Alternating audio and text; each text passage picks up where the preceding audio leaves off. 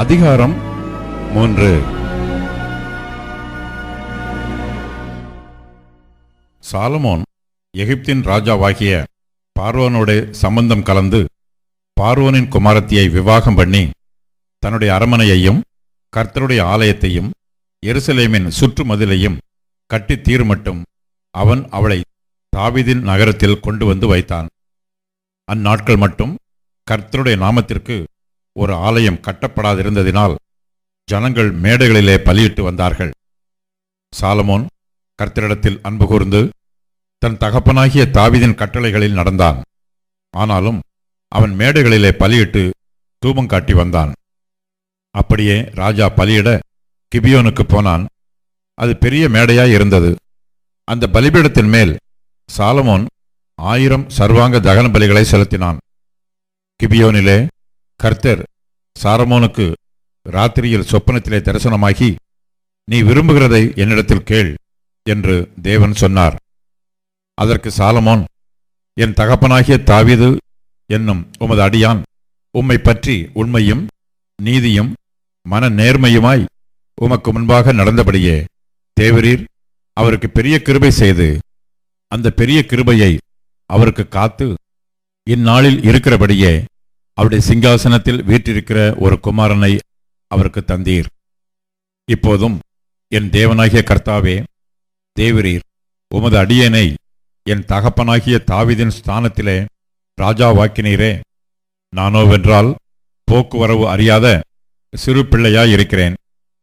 நீர் தெரிந்து கொண்டதும் ஏராளத்தினால் எண்ணிக்கைக்கு அடங்காததும் இலக்கத்திற்கு உட்படாததுமான திரளான ஜனங்களாகிய உமது ஜனத்தின் நடுவில் அடியேன் இருக்கிறேன்.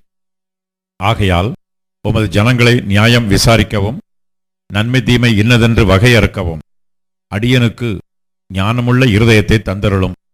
ஏராளமாய் இருக்கிற இந்த உமது ஜனங்களை நியாயம் விசாரிக்க யாராலே ஆகும் என்றான். சாலமோன் இந்த காரியத்தை கேட்டது ஆண்டவருடைய பார்வைக்கு உகந்த விண்ணப்பமாயிருந்தது. ஆகையினால் தேவன் அவனை நோக்கி, நீ உனக்கு நீடித்த நாட்களை கேளாமலும் ஐஸ்வர்யத்தை கேளாமலும் உன் சத்துருக்களின் பிராணனை கேளாமலும் நீ இந்த காரியத்தையே கேட்டு நியாயம் விசாரிக்கிறதற்கு ஏற்ற ஞானத்தை உனக்கு வேண்டிக் கொண்டபடியினால் உன் வார்த்தைகளின்படி செய்தேன். ஞானமும் உணர்வுமுள்ள இருதயத்தை உனக்கு தந்தேன்.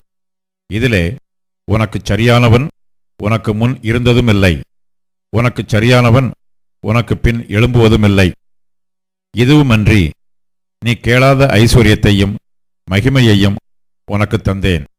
உன் நாட்களில் இருக்கிற ராஜாக்களில் ஒருவனும் உனக்கு சரியானவன் இருப்பதில்லை. உன் தகப்பனாகிய தாவீது நடந்தது போல நீயும் என் கட்டளைகளையும் என் நியமங்களையும் கைக்கொண்டு என் வழிகளில் நடப்பாயாகில் உன் நாட்களையும் நீடித்திருக்க பண்ணுவேன் என்றார். சாலமோனுக்கு நித்திரை தெளிந்தபோது அது சொப்பனம் என்று அறிந்தான். அவன் எருசலேமுக்கு வந்து கர்த்தருடைய உடன்படிக்கை பெட்டிக்கு முன்பாக நின்று சர்வாங்க தகன பலிகளை இட்டு சமாதான பலிகளை செலுத்தி தன் ஊழியக்காரர் எல்லோருக்கும் விருந்து செய்தான். அப்பொழுது வேசிகளான 2 ஸ்திரீகள் ராஜாவினிடத்தில் வந்து அவனுக்கு முன்பாக நின்றார்கள். அவர்களில் ஒருத்தி, என் ஆண்டவனே, நானும் இந்த ஸ்திரீயும் ஒரே வீட்டிலே குடியிருக்கிறோம். நான் இவளுடைய வீட்டில் இருக்கையில் ஆண் பிள்ளை பெற்றேன். நான் பிள்ளை பெற்ற 3ஆம் நாளிலே இந்த ஸ்திரீயும் ஆண் பிள்ளை பெற்றாள். நாங்கள் ஒருமித்திருந்தோம். எங்கள் இருவரையும் தவிர வீட்டுக்குள்ளே வேறொருவரும் இல்லை.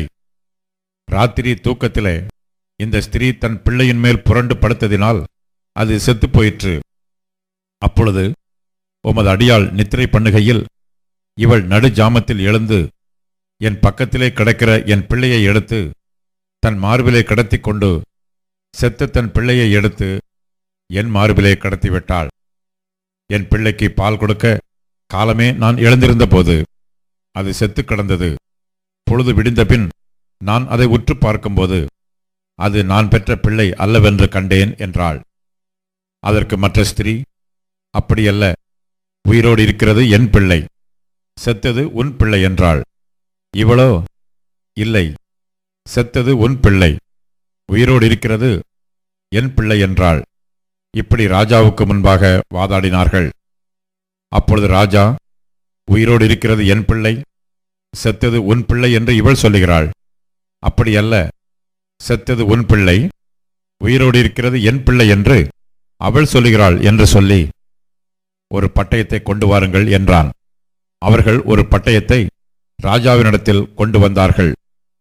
ராஜா உயிரோடு இருக்கிற பிள்ளையை இரண்டாக பிளந்து பாதியை இவளுக்கும் பாதியை அவளுக்கும் கொடுங்கள் என்றான். அப்பொழுது உயிரோடு இருக்கிற பிள்ளையின் தாய் தன் பிள்ளைக்காக அவள் குடல் துடித்ததினால் ராஜாவை நோக்கி, ஐயோ என் ஆண்டவனே, உயிரோடு இருக்கிற பிள்ளையை கொல்ல வேண்டாம், அதை அவளுக்கே கொடுத்துவிடும் என்றாள். மற்றவள், அது எனக்கும் வேண்டாம் உனக்கும் வேண்டாம், பிளந்து போடுங்கள் என்றாள். அப்பொழுது ராஜா, உயிரோடு இருக்கிற பிள்ளையை கொல்லாமல் அவளுக்கு கொடுத்து விடுங்கள், அவளே அதன் தாய் என்றான். ராஜா தீர்த்த இந்த நியாயத்தை இஸ்ரவேலர் எல்லாரும் கேள்விப்பட்டு நியாயம் விசாரிக்கிறதற்கு தேவன் அருளின ஞானம் ராஜாவுக்கு உண்டென்று கண்டு அவனுக்கு பயந்தார்கள்.